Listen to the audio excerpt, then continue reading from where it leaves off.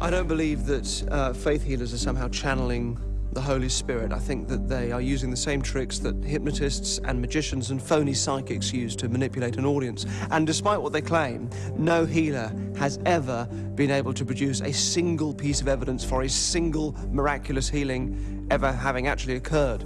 But despite this, they still fill huge venues, not just in America, but in the UK and all over the world. And the top ones are multi-millionaires. And what upsets me most is when they blame their victims for not having enough faith when they find that nothing's changed.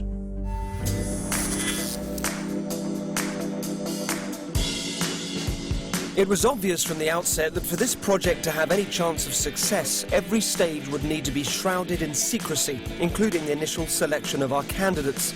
And so to begin, we set up a temporary new production company. We then advertised all over the UK that this company was looking for someone to be the star of their own TV show.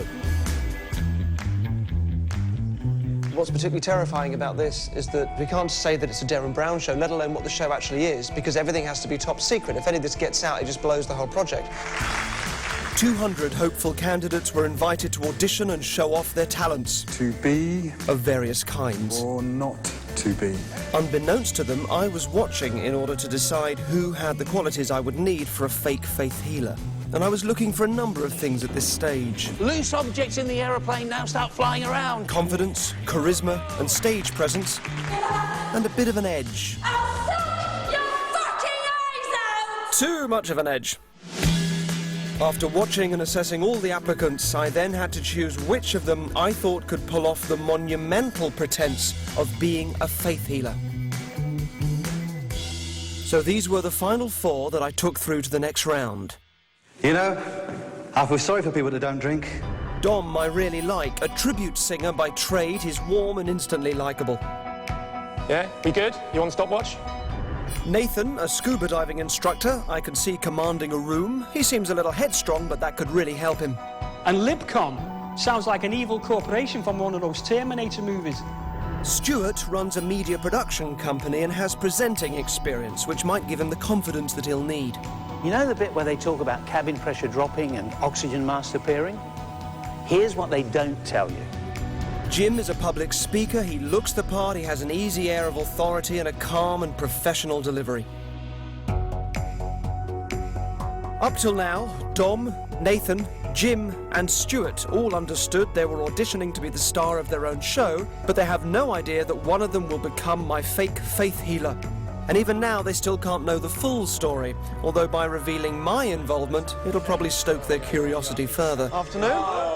Oh, fuck. Now, they lied to us. They said we were going to be pleasantly surprised. Now we're kicking ourselves. Dominic, happy to meet you. And Jim, pleasure. Nice to see you. Nice to meet you. First of all, congratulations on everything so far. Today, I'm going to be teaching you a skill, which is the next part of your journey, if you like.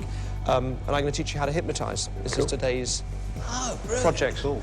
Tomorrow, you'll be giving a show. It will be a live show in front of a live audience. Now I know that Derren's involved, it's a whole different ballgame. Seeing Derren was obviously quite a shock, but, you know, a really good one. You thought it was maybe going to be you were going to be kind of the focus, and then it feels like maybe Derren's the focus. My confidence has evaporated. So you've all got pens and paper? They don't realise it, but this is an important step in trying to create a faith-healing act. A stage hypnotist and a faith healer may seem to be a world apart, but there are some key similarities. A stage hypnotist puts his volunteers into a suggestible state with an induction at the beginning of his act. At a faith-healing event, the same effect is achieved, but indirectly. Throughout the course of the service, constant shifts from upbeat to meditative music and chanting put the congregation into a trance-like state. By repeating trigger phrases, as in these examples with the renowned Benny Hinn, a faith healer can then create amazing scenes of mass hysteria, in much the same way that a stage hypnotist can get his volunteers to perform all manner of out-of-character stunts.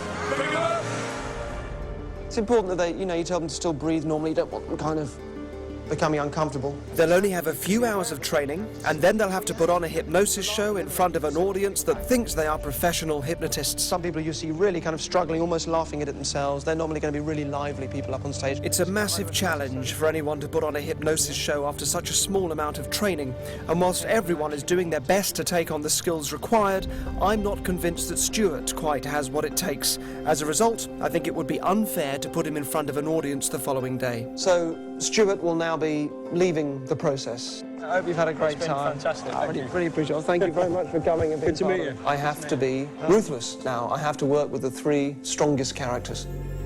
The game has a name. The name of the game is Derren, please tell me where I might find your other shoe. So without any further ado, let's play a round of Derren, please tell me where I might find your other shoe. Please tell me where I might. So he's what's known as a true automaton. A true automaton means it's completely self-contained. There is no one inside or outside operating.